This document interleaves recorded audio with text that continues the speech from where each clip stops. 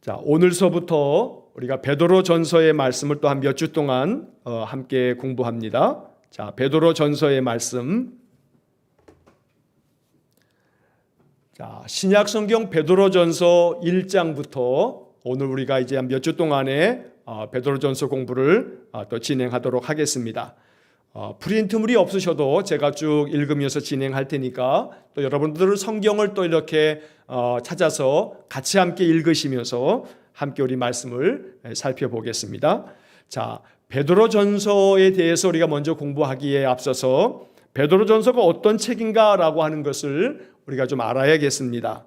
자, 나중에 이제 교회 오시게 되면 프린트물이 주보대 위에 밑에 준비가 되어 있으니까 여러분 잘 또 챙겨 두시기를 바라고, 자, 베드로전서는 한마디로 이야기하면 박해를 당하는 성도들에게 소망을 주며 또 위로하고 격려하는 책이다, 이렇게 정리를 할 수가 있습니다. 자, 로마의 박해 가운데 많은 신자들이 신앙을 떠나고 배교하고 또 그래서 믿음의 사람들이 여러 가지 많은 인생의 고난 속에서 예수 믿는 그 믿음을 다 저버리는 그런 어려운 시대가 있었습니다. 자, 그런 때에 사도 베드로가 성도들에게 소망을 가져야 한다고, 또 하나님께서 우리에게 주시는 이 많은 박해와 이 고난 속에서도 하나님 우리를 지켜주시니까 믿음 안에서 하나님께 소망을 두어야 한다고 또 위로하고 격려하는 그런 말씀들이 담겨져 있는 겁니다. 자, 제가 프린트물 준비한 것의 서론 부분을 한번 좀 읽어보도록 하겠습니다. 자, 예수님의 12 제자 중에서도 수제자로 알려져 있는 베드로는 주님을 가장 가까이에서 배웠고 또 주님의 말씀을 가장 가까이에서 들은 사도다. 자, 그는 그리스도의 사역을 처음부터 끝까지 지켜본 사람이다.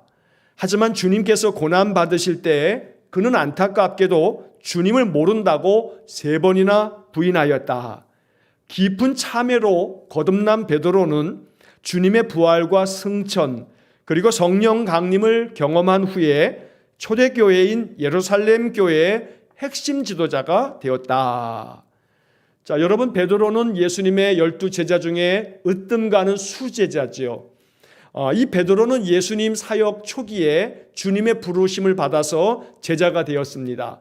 그리고 예수님께서 돌아가실 때까지 베드로는 항상 예수님 곁에 있었고, 또 예수님께서 이 12명의 제자들 중에서도 또 특별히 3명의 제자 베드로와 야고보와 요한, 이 3명의 제자들은 더 각별하게 그들을 부르셔서 그들과 함께하는 시간도 또 있었습니다.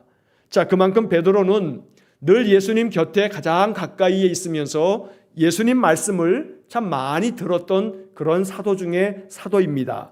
자, 그런데 안타깝게도 우리가 아는 것처럼 베드로는 예수님을 모른다고 3번이나 부인했던 사람입니다. 그래서 베드로가 영적으로 엄청나게 깊은 그런 시련을 겪으면서 아주 나락에 떨어집니다. 무너지는 겁니다. 믿음이 완전히 무너지는 그런 지경에까지 이르게 됐습니다. 하지만 베드로는 통곡하면서 눈물로 참회했습니다. 그래서 그는 그 참회 가운데 우리 주님의 은혜를 다시 덧입게 됩니다. 회개하고 주님께로 돌아오는 그런 마음을 가졌기 때문에 베드로는 이제 사흘 후에 예수님 부활하실 때 주님을 만나는 그런 귀한 은혜를 얻게 되는 겁니다. 자, 그리고 주님께서 승천하시고 난 후에 베드로는 성령 강림의 그 은혜를 경험하게 되고 예루살렘 교회의 아주 핵심적인 지도자가 되는 것입니다.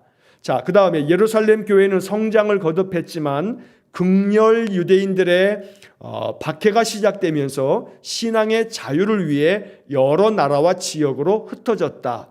이로 인해 복음은 점점 더 널리 퍼져갔다. 하지만 로마의 네로 황제가 기독교인들을 박해하면서 흩어져 있던 신자들은 믿음을 지키기가 너무 어렵게 되었다. 많은 배교자들이 생겨났고 신자들은 극한 공포와 불안에 떨어야 했다. 이러한 시대에 쓰여진 것이 바로 베드로전서다. 베드로전서는 박해를 당하고 있는 기독교 신자들에게 신앙과 삶의 지침이 되었다. 베드로는 이 편지를 통해 신자들의 구원, 성화, 순종하는 삶, 고난 등에 대해서 가르쳤고 또 이것을 통해서 박해를 견디도록 또 위로하고 격려하였다. 자, 이게 전체적으로 베드로전서에 대한 간략한 설명이 되겠습니다. 자, 박해를 당하고 있는 성도들에게 위로해주고 격려해주고 또 소망을 가지라고 하나님 말씀을 전해주신 그러한 책. 자, 이 베드로전서를 우리가 이제 몇 주 동안에 또 읽어가도록 하겠습니다.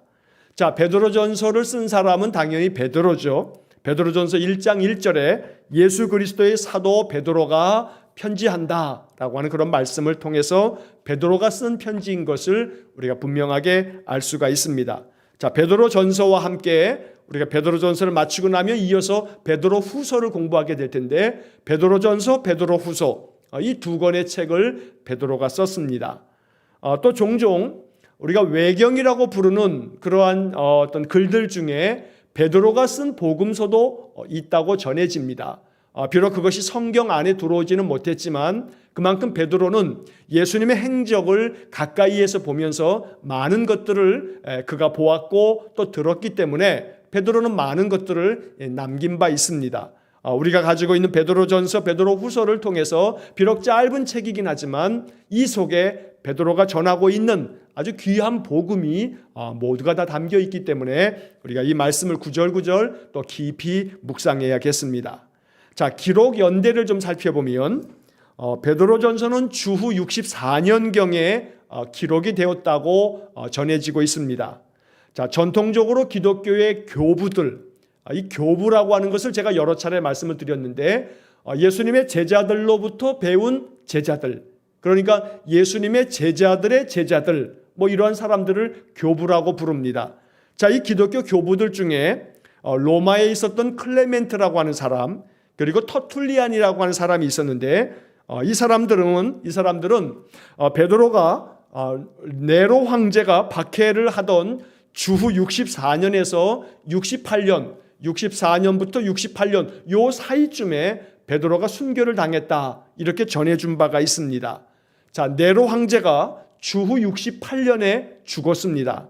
그러니까 베드로 전서에는 이 베드로가 자신의 어떤 그런 죽음에 대해서 언급하고 있지는 않지만 베드로 후서를 보게 되면 이 베드로가 자기 자신의 죽음이 임박했다라고 하는 것을 이야기하는 그런 구절이 나옵니다. 그래서 베드로 전서는 후서보다 분명히 먼저 쓰여질 것이고 그렇기 때문에 네로가 죽은 것이 68년이니까 이 네로의 박해 중에 베드로가 박해를 당해서 순교를 당하게 되니까 68년 이전이 되는 것이고 네로의 박해의 초기에 박해가 시작되어지면서 많은 신자들이 방황하게 되고 또 마음 가운데 많은 의심을 품게 되고 예수님께서 곧 오신다고 했는데 왜 안 오시나? 왜 우리에게 이런 박해가 찾아오나? 이러면서 신앙이 흔들리는 자들이 많았기 때문에 바로 네로의 박해가 시작되었던 64년 바로 이 초기에 기록되어진 것이 바로 베드로 전서다라고 이렇게 전해지고 있는 것입니다. 자, 이제 베드로 전서의 내용을 같이 한번 좀 살펴보도록 하겠습니다. 자, 여러분들은 성경책 베드로전서 1장을 좀 펴셔서 저랑 같이 함께 성경 구절들을 같이 읽어가면서 한번 같이 보겠습니다. 자, 먼저 베드로전서 1장 1절과 2절의 말씀입니다. 베드로전서 1장 1절과 2절의 말씀을 같이 보겠습니다. 여러분들은 가정에 있어서 또 예배 드리시니까 큰 소리로 한번 같이 읽으시면 좋겠습니다. 예수 그리스도의 사도 베드로는 본도, 갈라디아, 갑바도기아, 아시아와 비두니아에 흩어진 나그네 곧 하나님 아버지의 미리 아심을 따라 성령이 거룩하게 하심으로 순종함과 예수 그리스도의 피 뿌림을 얻기 위하여 택하심을 받은 자들에게 편지하노니 은혜와 평강이 너희에게 더욱 많을지어다. 자, 베드로가 편지를 보냈습니다. 누구에게 편지를 보냈냐 하면 1절에 보니까 본도, 갈라디아, 갑바도기아, 아시아와 비두니아에 흩어진 나그네. 자, 여기 나오는 이 지역 본도, 갈라디아, 갑바도기아, 아시아와 비두니아에 흩어진 나그네 했는데 여기에 나오는 이 지명들은 거의 대부분 모두가 다 지금으로 말하면 터키 땅입니다. 여러분, 지금 우리 이 현대 지명으로 말하면 터키라고 하는 나라, 바로 이 터키라고 하는 나라에 본도, 갈라디아, 갑바도기아, 또 비두니아 이런 것들이 다 거기에 있는 어떤 지명들입니다. 자, 그리고 여기 아시아라고 하는 말이 나오는데 이 신약 시대에서 성경에 나오는 아시아라고 하는 이 지명은요, 거의 대부분 지금으로 말하면 터키를 말하는 겁니다. 그래서 아시아 그러면 우리는 지금 우리가 살고 있는 이 동북아시아, 동남아시아, 뭐 서남아시아 이런 쪽을 생각합니다만 2000년 전에 아시아 이것은 터키 지방을 다 아시아라고 불렀던 겁니다. 자, 그런데 흩어진 나그네라고 하는 말이 나옵니다. 자, 베드로가 이 터키 지방에 흩어져 있는 나그네들에게 지금 편지를 보내고 있는 겁니다. 여기서 흩어진 나그네라고 하는 이 말은 예루살렘 교회가 시작되어지면서 성령 강림 사건이 있고 예루살렘 교회 베드로 설교를 들으면서 뭐 3,000명, 5,000명 엄청나게 많은 신자들이 생겼습니다. 자, 그런데 이 예루살렘 교회가 그 당시에 이 유대인들, 아주 극렬분자인 유대인들로 말미암아 이 예루살렘 교회가 엄청난 핍박을 당했습니다. 예를 들자면 그 당시 사울, 나중엔 바울이 되었죠. 이 사울도 그렇게 기독교인들을 박해하는 사람들 중에 한 사람이었습니다. 그래서 사울이 앞장서서 스데반 집사도 순교를 당하게 되고, 또 사울이 저 다메섹에 있는 곳에 예수 믿는 신자들이 있다고 하는 얘기를 듣고 그들을 잡으러 가다가 사울이 주님을 만나면서 이제 바울이 되는 거죠. 자, 그래서 이 극렬분자들, 이 유대인 아주 극렬분자들이 예수 믿는 사람들을 굉장한 박해를 주었던 겁니다. 예수님이 십자가에 못 박혀 죽으신 것도 바로 그 유대인 그 극렬분자들에 의해서, 또 사내들인 공회에 의해서 박해를 당하시고 주님도 십자가에 달려 돌아가셨는데, 그러면서 예루살렘에서 예수 믿기 시작한 많은 신자들이 흩어지게 되었던 겁니다. 그래서 신앙의 자유를 찾아서 그들이 아시아 지역으로, 터키 지역으로, 여러 또 애굽으로 이렇게 흩어지면서 살게 되면서 그들이 신앙을 가지게 되었는데, 이러한 흩어진 그런 신자들을 일컬어서 디아스포라 이렇게 말하는 겁니다. 자, 이렇게 흩어져 있는 많은 신자들에게 베드로가 지금 편지를 보내고 있습니다. 왜냐하면 그들이 지금 이제는 로마의 박해를 당하고 있었기 때문입니다. 자, 그 다음에 이제 2절 말씀에 보면, 곧 하나님 아버지의 미리 아심을 따라 성령이 거룩하게 하심으로 순종함과 예수 그리스도의 피 뿌림을 얻기 위하여 택하심을 받은 자들에게 편지하노니. 자, 여기서 하나님 아버지께서 미리 아신 겁니다. 미리 아셔서 택하신 사람들. 자, 그래서 미리 아심을 따라 성령이 거룩하게 하심으로 순종함과 예수 그리스도의 핏부림을 얻기 위하여 택하심을 받은 자들. 자, 이렇게 말씀이 길게 이렇게 번역이 되어져 있습니다만 좀 나누어서 이야기하자면, 하나님 아버지께서 미리 아신 사람들, 그래서 하나님이 미리 아시고 택하신 사람들, 그러한 사람들에게 편지한다라고 말하는 겁니다. 자, 이렇게 하나님이 택하신 사람들에게 성령을 주셔서 그들로 하여금 거룩하게 만들어 주었고, 그리고 그들이 성령의 그 임재하심으로 그들이 하나님 말씀에 늘 순종하는 자가 되었고, 예수 그리스도의 그 보배로운 피가 그 믿음의 사람들에게 적셔져서 예수 그리스도의 그 피 뿌림을 받았다. 바로 이것은 예수님의 보혈로 우리의 심령이 다 씻겨지고 새로워졌다라고 말하는 것입니다. 자, 이렇게 택하심을 받은 사람들에게 지금 베드로가 편지를 하고 있는 겁니다.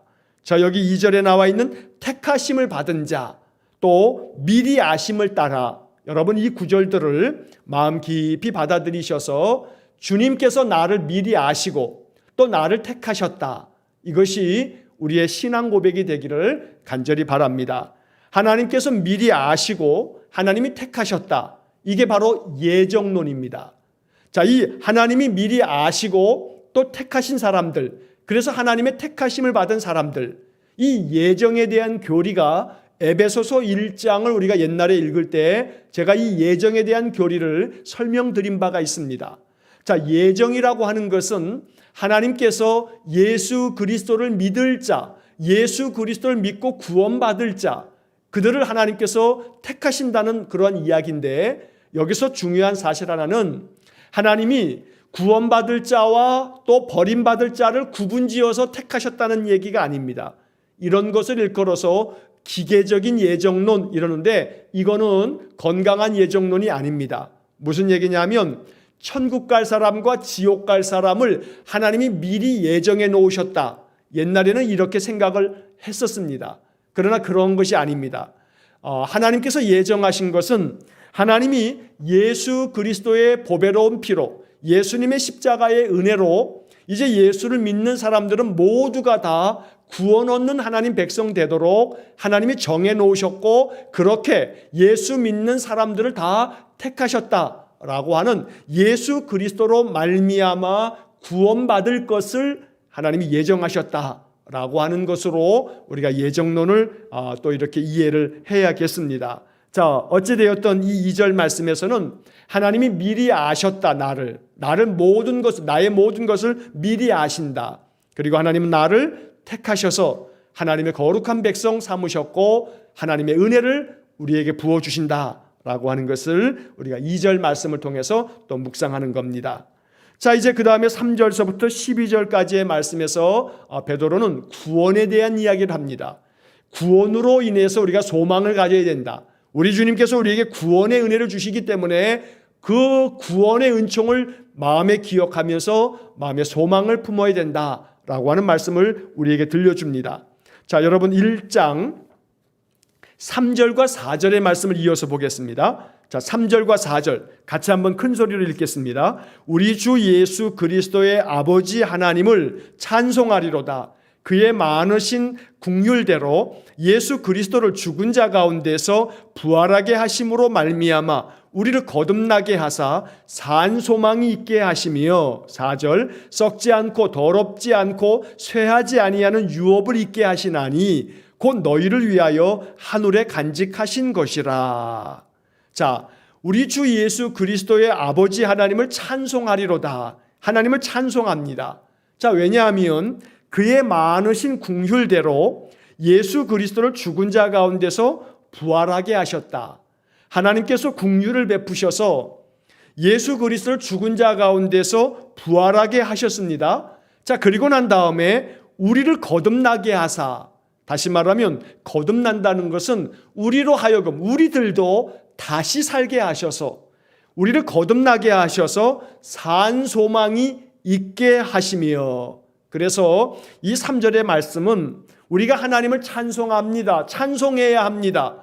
왜냐하면 하나님께서 그 많으신 긍휼로 은혜를 주셔서 예수 그리스도를 죽은 자 가운데서 다시 살려주셔서 부활하게 하신 것처럼 우리들 또한, 우리들도 하나님께서 거듭나게 하셔서 우리를 다시 살게 하실 것이기 때문에 우리는 그러한 살아있는 소망을 가져야 합니다. 그러니 우리에게 이러한 살아있는 소망, 산 소망이 있게 해주시는, 그래서 우리는 지금 산 소망을 가지고 있으니 이것을 주신 분이 하나님이십니다. 그러니 하나님을 찬송해야 합니다. 하나님을 찬송합니다. 이렇게 말하고 있는 것입니다. 자, 이 우리에게 주신 산 소망, 이 거듭남의 이 구원의 은혜, 이것은 썩지 않고 더럽지 않고 쇠하지 아니하는 유업이다. 그러한 기업이다. 우리에게 주신 축복이다 라고 하는 말입니다. 자, 이러한 것들을 하나님께서 너희를 위해서 하늘에 예비해 주셨다. 그래서 영원한 하나님 나라를 유업으로, 하나님 주시는 축복으로 우리가 얻게 되었고, 또 우리를 하나님께서 거듭나게 하셔서 언제나 살아있는 소망을 가지고 살 수 있도록 하나님께서 우리에게 은혜를 주신다. 그러므로 하나님을 찬송합시다. 이렇게 말하는 것입니다. 여러분 3절 마지막 부분에 산 소망 이런 말이 나옵니다. 산 소망. 여기에 좀 동그라미를 좀 하나 성경책에다 좀 쳐놓으시고요. 기도하실 때마다 하나님 나의 마음속에 살아있는 소망을 주십시오. 이러한 기도가 늘 있기를 간절히 축복합니다. 살아있는 소망. 언제나 살아있는 소망. 그래서 늘 나의 삶이 아무리 힘이 들고 어려워도 괴로움이 많아도 하나님 내게 살아있는 소망을 주시면 내 마음 가운데 감격이 있고 감사가 있고 평안함이 넘치게 됩니다. 그러므로 하나님께서 나를 거듭나게 하셔서 내게 산 소망 주시기를 늘 기도하실 수 있기를 간절히 바랍니다.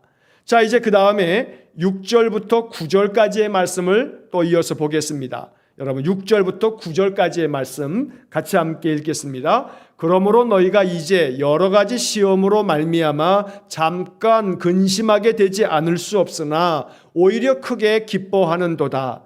너희 믿음의 확실함은 불로 연단하여도 없어질 금보다 더 귀하여 예수 그리스도께서 나타나실 때에 칭찬과 영광과 존귀를 얻게 할 것이니라.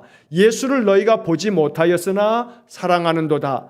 이제도 보지 못하나 믿고 말할 수 없는 영광스러운 즐거움으로 기뻐하니 믿음의 결국 곧 영혼의 구원을 받음이라. 자, 이 6절서부터 9절까지에 나오는 이 말씀도 참 의미가 깊고 이 말씀에 담겨져 있는 복음이 참 우리에게 중요한 말씀이 됩니다. 자, 6절 말씀에 너희가 이제 여러 가지 시험으로 말미암아 근심하게 되지 않을 수 없다. 그러니 여러 가지 시험, 여러 가지 시련, 여러 가지 많은 박해와 고난, 이것 때문에 우리는 근심할 수밖에 없습니다. 그런데 여기서 중요한 것은 베드로가 말하기를 잠깐이라고 말합니다. 잠깐. 이 잠깐이라고 하는 이 단어 하나가 중요한 겁니다. 여러 가지 시험으로 말미암아 근심하고 괴로워하고 고통 가운데 있지만 이것은 잠깐이다. 잠깐. 굉장히 길게 느껴지겠지만 이것은 매우 잠깐이다. 그래서 여러 가지 시험으로 말미암아 근심하게 되지만 그러나 이거 잠깐에 불과하니까 마음 가운데 오히려 마음의 기쁨을 가져라. 왜냐하면 이 시험이 잠깐 지나가고 나면 우리는 이 시험에서 믿음을 가지고 시험을 잘 통과하고 나면 하나님께서 우리에게 예비해 놓으신 놀라운 축복이 있기 때문에 우리는 오히려 더 크게 기뻐할 것이다 라고 말씀하고 있는 겁니다. 예를 들면 여러분 굉장히 목마를 때에 물 한 컵을 마시면요, 이 물 한 컵이 우리에게 얼마나 시원하고 이것이 생수가 됩니다. 그래서 굉장한 고통 속에 있을 때 또 여러 가지 시험으로 말미암아 괴로움이 많지만 그런 괴로움 속에서 하나님께서 우리에게 믿음을 주시고 또 그 속에서 우리를 거듭나게 하셔서 구원을 주시고 산 소망을 주시면 우리의 마음에 오히려 크게 기뻐하는도다. 이러한 기쁨이 충만해지는 것입니다. 그래서 여러 가지 인생의 시험이 많지만 그래서 근심하게 되지 않을 수 없지만 근심 많은 인생이지만 그러나 마음속에 믿어야 할 것은 이거 잠깐이다. 이거 잠깐이다. 아마 연세 많으신 우리 권사님들과 집사님들은 그런 생각 가지실 겁니다. 야, 내가 벌써 60이야. 내가 벌써 70이야. 내가 벌써 80이 넘었네. 이러실 수 있습니다. 돌이켜 생각해 보면 내 젊은 시절이 엊그제 같은데 말입니다. 내 어린 시절이 지금도 생생하게 기억이 되는데 내가 벌써 60을 넘고 70을 넘고 80을 넘어서 내 인생을 돌이켜보게 되면 내 인생의 세월 70년, 80년이 언제 이렇게 지나갔지? 그런 생각이 들 수도 있는 겁니다. 자, 우리 인생이라고 하는 것이 아무리 오래 살아도 100년입니다. 그런데 그 100년이 얼마나 잠깐 지나가는 인생인지 모릅니다. 그래서 우리는 여러 가지 시험을 당하고 있지만 이 시험을 견디어내야 합니다. 이겨내야 합니다. 왜냐하면 이거 잠깐입니다. 이 믿음 잘 지켜서 믿음으로 모든 시련을 잘 이겨내면 우리에게는 하나님이 예비하신 유업이 있기 때문에 아까 4절에서 읽었죠. 썩지 않고 더럽지 않고 쇠하지 아니하는 유업을 하나님께서 우리에게 주신단 말입니다. 그래서 잠깐이면 지나갈 겁니다. 이 여러 가지 시험과 고통과 아픔과 상처들을 여러분 믿음 안에서 소망을 가지시고 견디어내고 이겨내야 되는 겁니다. 지금 베드로는 이러한 말씀들을 2000년 전에 고통 가운데 박해를 당하고 있는 신자들에게 들려주고 있는 겁니다. 자, 7절 말씀을 보시면 너희 믿음의 확실함은 불로 연단하여도 없어질 금보다 더 귀하여 예수 그리스도께서 나타나실 때에 칭찬과 영광과 존귀를 얻게 할 것이니라. 자, 너희들의 그 믿음의 확실함, 믿음이 확실해야 된다 말하는 겁니다. 너희들이 그 믿음이 확실하면, 그러면 그 믿음은 아무리 불로 연단하여도 없어지지 않는 금과 같을 거다. 자, 그래서 여기서 우리가 하는 말이 금 같은 믿음, 이렇게 말하는 겁니다. 여러분, 금을 연단, 이 풀무불 속에 집어넣죠. 그러면 그 금에 있는 여러 찌꺼기들은 다 없어집니다. 그러나 금은 그대로 이제 남아서 순도 99.9%의 순금이 나오는 거죠. 자, 그래서 불로 연단하여도 없어질 금보다 더 귀하여 라고 하는 것은 그만큼 믿음이 확실한 자들은 풀무불과 같은 고난을 겪어도 정금같이 나와서 그 믿음이 하나님 앞에 반짝반짝 빛나는 금 같은 믿음이 될 것이다. 그러니 믿음의 확실함을 가지고 견디어내야 된다라고 말하는 겁니다. 그렇게 되면 장차 우리 주님 앞에 서게 될 때 그리스도께서 나타나실 때에 칭찬을 받게 되고 영광을 얻게 되고 존귀를 얻게 될 것이다. 이렇게 말씀하고 있습니다. 그래서 이 7절 말씀에서 믿음의 확실함, 여기에 좀 여러분 밑줄도 그어놓으시고 이 믿음의 확실함을 붙들고서 우리가 또 기도해야겠습니다. 하나님, 믿음의 확실함을 나에게 주십시오. 내 믿음이 확실하게 결정되게 해주십시오. 그래서 흔들림 없이 주님만을 바라보고 주님만을 의지할 수 있도록 내 믿음이 굳건해지도록 그렇게 은혜를 주십시오. 믿음의 확실함이 있기를 간절히 축원합니다. 그러면 믿음이 확실해지면 장차 주님께서 나타나실 때 칭찬과 영광과 존귀를 얻게 될 줄로 믿습니다. 자, 8절의 말씀에 보면 예수를 너희가 보지 못하였으나 사랑하는도다. 이제도 너희가 보지 못하나 믿고 말할 수 없는 영광스러운 즐거움으로 기뻐하니 믿음의 결국 곧 영혼의 구원을 받음이라. 자, 이 8절의 말씀에서 베드로는 흩어져 있는 많은 신자들에게 말하는 겁니다. 여러분들은 예수님을 직접 보지 못했지 않습니까?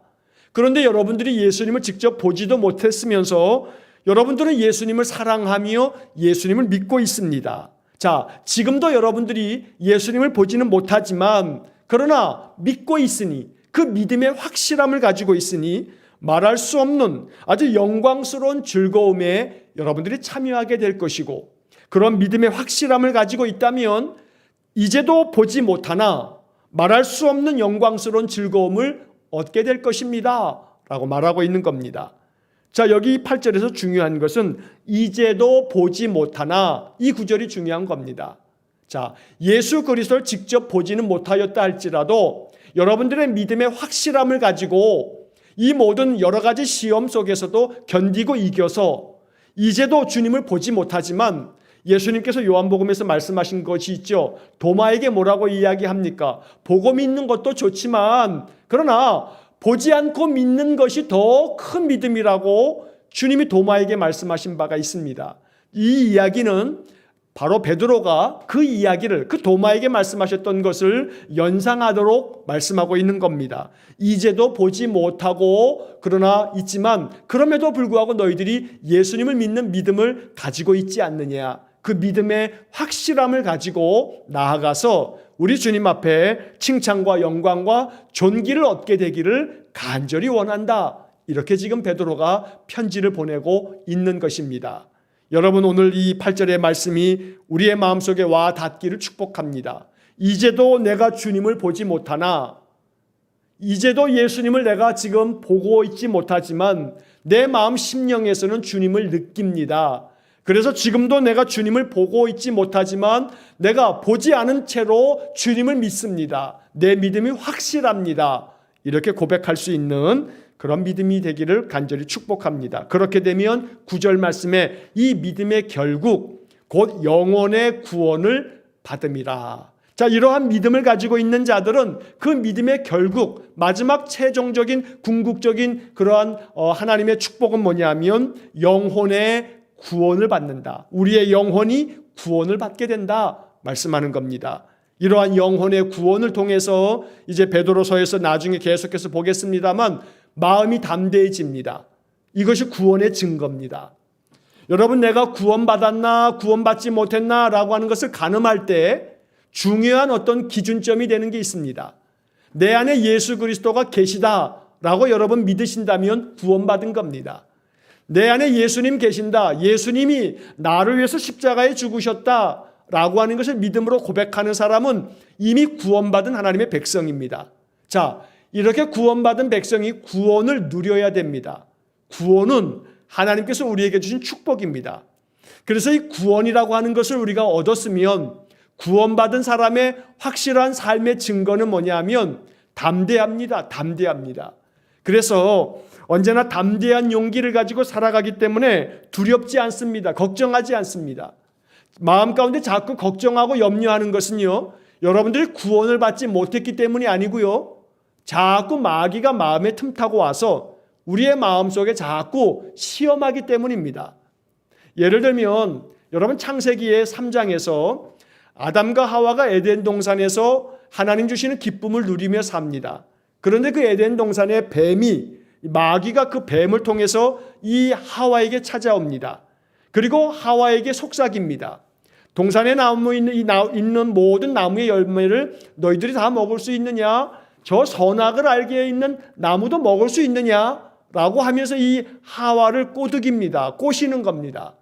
자, 하와가 뭐라고 이야기합니까? 동산에 있는 모든 나무를 다 먹어도 되지만 선악을 알게 하는 나무는 먹지 말라고 했다고 이야기를 합니다. 그런데 뱀이 이야기하는 것은 또 이 하와에게 말하죠. 아니다, 네가 저것을 먹으면 하나님같이 눈이 밝아져서 하나님 같아질까 봐 하나님 먹지 말라고 한 거다. 너희들 먹어도 정녕 죽지 않을 거다. 이렇게 이야기를 하는 거지요. 자, 여기서 우리가 생각해야 할 것은 마귀는 언제든지 틈탑니다. 에덴 동산에도 마귀가 찾아왔다는 사실을 잊지 말아야 합니다. 하나님이 지으신 에덴 동산에도 마귀가 찾아오게 됩니다. 그래서 하나님께서 만드신 아담과 하와를 유혹해서 그들이 죄 가운데 빠지게 그렇게 만들었던 겁니다.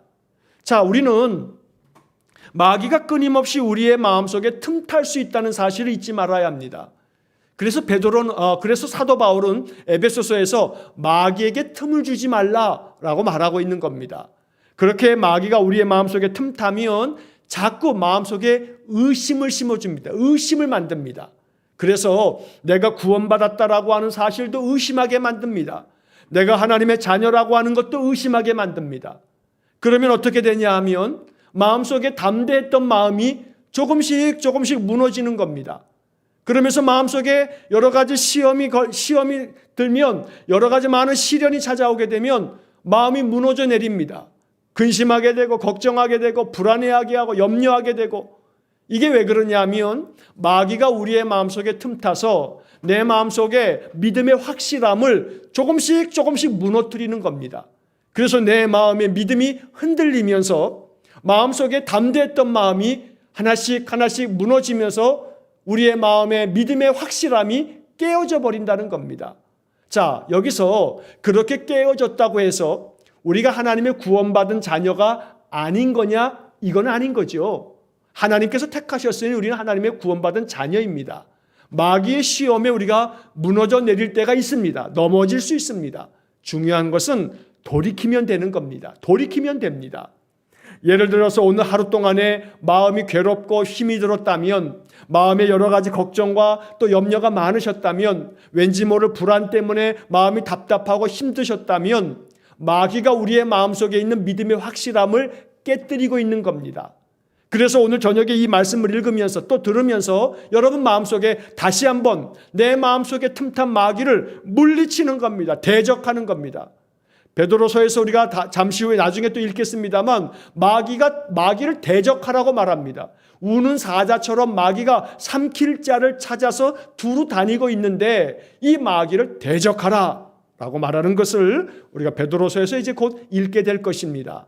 자, 그렇기 때문에 마귀는 우리의 마음속에 틈타고 들어와서 믿음의 확실함을 하나씩 깨트린다는 사실을 잊지 마셔서 우리의 마음속에 영혼의 구원을 받으면 마음이 담대해진다. 마음에 힘이 생긴다. 마음의 평안함이 가득하고 하나님께 전적으로 다 맡기기 때문에, 하나님께 다 위탁하기 때문에 내 마음에 주님의 평안이 찾아온다. 이것이 구원의 은혜라는 겁니다.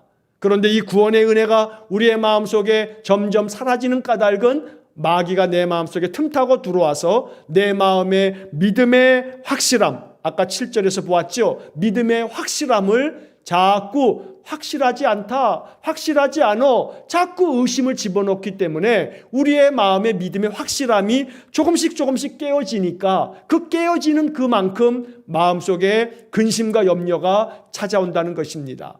그래서 오늘 이 말씀이 담고 있는 의미를 여러분 잘 기억하셔서 내 영혼의 구원, 내 마음의 평안과 담대함, 이것이 우리의 믿음의 확실함을 통해서 마음 심령 속에 충만하기를 간절히 축원합니다. 자, 그 다음에 이어지는 10절과 11절의 말씀을 보겠습니다. 10절과 11절 같이 함께 읽겠습니다. 이 구원에 대하여는 너희에게 임할 은혜를 예언하던 선지자들이 연구하고 부지런히 살펴서 자기 속에 계신 그리스도의 영이 그 받으실 고난과 후에 받으실 영광을 미리 증언하여 너희를 또한 어떠한 때를 지시하시는지 상고하니라. 자, 여기 10절과 11절이 조금 어렵게 표현되어져 있는데 이 구원에 대하여, 다시 말하면 믿음의 결국, 우리가 믿음의 확실함을 갖게 되었을 때 얻게 되어지는 영혼의 구원, 이 영혼의 구원에 대해서 예전에 있었던 그 선지자들은, 하나님의 은혜를 예언했던 선지자들은 이 구원에 대해서 연구하고 부지런히 살폈다라고 말하고 있습니다. 그래서 이 10절의 말씀을 여러분들이 잘 살펴보면 선지자들도 하나님께서 주시는 구원, 하나님의 약속하신 구원을 부지런히 연구하고 살폈구나. 그 다음에 11절 맨 마지막에 보면 자기 속에 계신 그리스도의 영이 이렇게 어떠한 때에 그들에게 말씀하시는지를 상고하니라. 여러분, 상고라고 하는 것은 서로 깊이 생각한다라고 하는 말입니다. 그러니까 하나님께서 우리에게 베푸실 이 영혼의 구원에 대해서 연구하고 부지런히 살피고 또 생각하고 묵상하는 것, 이것이 필요하다고 말하는 것입니다. 자, 그 다음에 11절에 자기 속에 계신 그리스도의 영이, 선지자들을 말하는 겁니다. 지금 선지자들이 이런 모든 것들을 부지런히 살펴서 자기들 속에, 선지자들 속에 계신 그리스도의 영, 바로 성령이 그 받으실 고난과 후에 받으실 영광을 미리 증언하여, 누가 증언하는 겁니까? 그리스도의 영이, 성령께서 바로 이 선지자들의 그 마음 속에서 알려준다는 겁니다. 뭘 알려주냐 하면 우리가 받을 고난에 대해서, 그러나 이 고난만 있는 것이 아니라 또한 우리가 받을 영광에 대해서 알려준다는 겁니다. 그리스도의 성령께서. 자, 마찬가지로 성령께서 우리의 마음속에 우리가 받을 고난, 또 후에 우리가 받을 영광에 대해서 증언해 주셔서, 그래서 누구를 또는 어떠한 때를 지시하시는지, 자, 이 말은 누가 이러한 고난과 영광을 얻게 될지, 또 어떠한 때에, 어느 때에 이 고난과 영광을 받게 될지, 바로 이것들에 대해서 항상 주의 성령께서 우리 안에서 증언해 주시고 알려주심으로 이것을 생각하게 된다라고 말하고 있는 겁니다. 그래서 이 10절과 11절의 말씀을 다시 한번 정리하자면, 우리가 믿음의 확실함을 가지고 있을 때 얻게 될 그 믿음의 결국, 바로 영혼의 구원이라고 하는 것을 선지자들이 미리 앞서서 이것을 부지런히 연구하고 살펴보았더니, 항상 이 구원은 주의 성령께서 우리의 심령 속에 거하시면서 우리에게 알려주셔서 고난을 알려주시고 영광을 알려주신다는 겁니다. 그래서 어떠한 고난도 견디어낼 수 있도록, 그 고난 중에도 영광을 바라보면서 소망을 가질 수 있도록 알려주기 때문에 이러한 마음의 성령 충만함을 가지고 살아가는 삶이 바로 하나님께서 우리에게 주시는 영혼의 구원이다 라고 말씀하고 있는 겁니다. 그래서 영혼의 구원을 우리가 사는 이 인생 속에서 경험하셔야 됩니다. 날마다 누리셔야 합니다. 여러분들의 영혼의 구원이 있기를 간절히 축원합니다. 그래서 이 영혼의 구원을 통해서 날마다 내 마음속에 어떠한 고난도 항상 영광스러운 그날을 바라보면서 우리 주님 주시는 믿음의 확실함을 가지고 견디어내고 이겨내고 믿음 안에서 하나님 주시는 평강을 항상 누리면서 살아갈 수 있는 그런 구원의 은총이 있기를 간절히 축원합니다.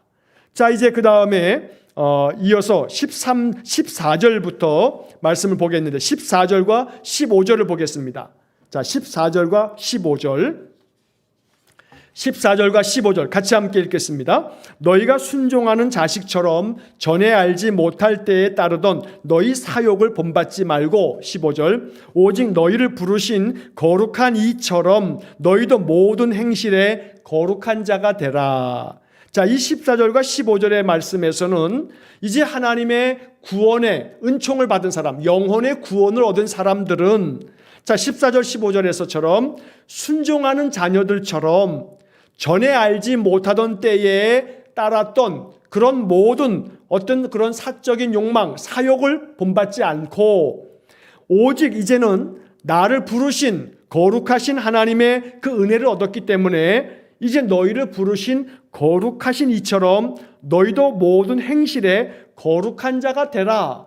자, 영혼의 구원을 얻은 사람들은 그 믿음의 확실함을 가지고 영혼의 구원을 누리면서 내게 있는 인생의 모든 고난과 시련과 역경들을 그 모든 고난을 영광스러운 그날을 바라보면서 믿음의 확실함을 가지고 견디어내는 사람이고 또 동시에 예전과는 달리 전에 알지 못했던 때, 전에 내가 예수 그리스도를 알지 못했던 때에 가지고 있었던 못된 욕망과 죄악된 것들을 다 이제는 본받지 않고 그걸 따르지 아니하고 이제는 나를 부르신 거룩하신 하나님, 거룩하신 주님처럼 내가 언제나 모든 행실에 있어서 거룩한 자가 되어지는 것, 이것이 하나님께서 우리에게 원하시는 바다. 그래서 구원받은 백성은 언제나 모든 행실에 거룩한 자가 되어지는 것이다 라고 말씀하고 있습니다. 자, 15절 마지막 부분에 너희도 모든 행실에 거룩한 자가 되라. 이 말씀에 여러분 좀 밑줄도 그으시고 성경책에다가 형광펜이 있으시면 좀 칠도 해 놓으셔서 너희도 모든 행실에 거룩한 자가 되라. 바로 이 말씀을 주님의 음성으로 우리가 받을 수 있기를 간절히 축원합니다. 이것이 구원받은 성도들이 살아가야 할 삶의 모습입니다. 지금 로마 네로 황제의 박해를 당하고 있는 신자들에게 우리가 믿음의 확실함을 가지고 영혼의 구원을 받은 사람이니 그 구원받은 사람답게 우리를 부르신 하나님처럼 언제나 모든 행실에 있어서 거룩한 자가 됩시다 라고 지금 말하고 있는 것입니다. 그래서 거룩이라고 하는 것은 이미 앞서서도 많은 설명을 제가 해드렸는데 거룩은 한마디로 얘기하면 구별되어지는 겁니다. 구별되어진다라고 하는 것이 거룩의 뜻입니다. 그러니까 너희도 모든 행실에 있어서 너희들 주변에 있는 세상 사람들과 좀 구별되어져라 라고 하는 겁니다. 예수 믿지 않는 사람들과는 좀 구별되어져서 거룩한 백성답게 살아가는 것, 이것이 구원받은 사람의 삶이 아니냐라고 지금 베드로가 우리에게 말씀하고 있는 것입니다. 자, 이제 그 다음에 18절과 19절의 말씀까지 오늘 보도록 하겠습니다. 자, 18절과 19절 말씀입니다. 18절과 19절 같이 함께 읽겠습니다. 너희가 알거니와 너희 조상이 물려준 헛된 행실에서 대속함을 받은 것은 은이나 금같이 없어질 것으로 된 것이 아니요 오직 흠없고 점없는 어린 양 같은 그리스도의 보배로운 피로 된 것이니라. 자, 우리가 하나님의 거룩한 백성이 되어지는 것은 그저 우리의 행실로 되는 것이 아니고 오직 예수 그리스도의 보배로운 피로 된 것이다 라고 말씀하고 있습니다. 이 18절 19절의 말씀에서 우리가 오직 예수 그리스도의 보배로운 피로 거룩해지는 것이고 우리의 그리스도의 보배로운 피로 말미암아 우리의 믿음이 더욱더 굳건해지는 것이고 하나님의 구원의 그 은총을 얻게 되어지는 것이다 라고 말하는 것입니다. 자, 그래서 이 19절의 말씀에 그리스도의 보배로운 피, 그래서 우리는 보혈이라고 말하죠. 예수 그리스도의 보혈로 우리는 구원의 은혜를 얻는 것이고 구원의 그 은총 속에서 담대하게 인생을 살아가는 것이고 우리의 믿음이 더욱더 굳건해지는 겁니다. 그래서 주님의 보배로운 피, 이것을 우리가 찬송하는 겁니다. 자, 그래서 이 베드로 사도가 그리스도의 보배로운 피에 대한 놀라운 가르침을 우리에게 주고 있습니다. 베드로의 이 서신, 베드로 전서에서 베드로 사도는 우리에게 예수님의 피의 권세, 피의 능력을 알려주고 있는 겁니다. 그리스도의 보배로운 피로 우리는 거룩해지고 그 거룩함을 통해서 우리에게 구원의 은총이 주어지므로 우리의 삶 속에 담대함과 또 하나님 주시는 그런 평강과 또 하나님의 능력을 가지고 인생을 살아가면서 믿음의 확실함을 지킬 수 있는 것이 바로 베드로가 알려주고 있는 그 영적인 그런 놀라운 축복인 것입니다. 그래서 언제나 예수 그리스도의 보배로운 피를 사모하시길 바랍니다. 주님, 오늘도 주님의 보혈로 덮어주십시오. 주님의 보배로운 피로 나의 심령을 씻어내 주십시오. 내 삶의 모든 영역에 주님의 보배로운 피가 덮여지기를 원합니다. 이렇게 늘 기도하는 삶이 필요한 것입니다. 왜냐하면 주님의 보배로운 피에 능력이 있기 때문에 그렇습니다. 우리를 살려내는 능력, 우리를 구원하는 능력, 우리에게 놀라운 복을 주시는 능력이 예수님의 보배로운 피에 있는 것입니다. 그래서 언제나 예수님의 보배로운 피를 더욱더 사모하시고 주님의 보혈로 내 심령이 늘 정결해지고 새로워질 수 있도록 늘 하나님 앞에 기도하는 그런 은혜의 삶이 되시기를 간절히 축원합니다. 함께 기도하겠습니다. 사랑이 많으신 하나님 감사합니다. 이제 오늘 수요일서부터 또 몇 주 동안에 베드로 전서의 말씀을 우리가 읽으면서 사도 베드로가 주시는 복음, 베드로가 우리에게 가르쳐 주시는 이 영적인 교훈들을 마음에 새기고 인생의 삶을 통해서 믿음의 확실함을 가지고 영혼의 구원을 날마다 누리면서 사는 우리 성도들 되게 해 주옵소서. 이를 위해서 우리가 하나님 앞에 나올 때마다 간절히 기도합니다.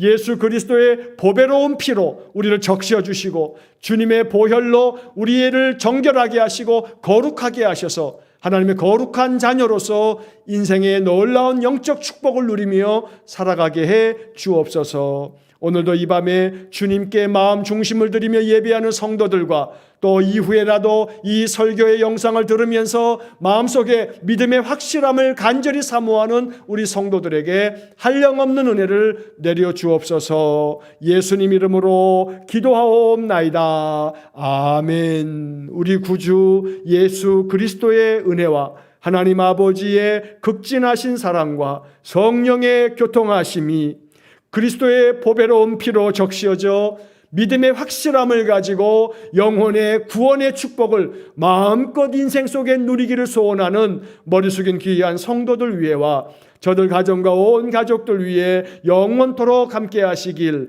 축원하옵나이다. 아멘.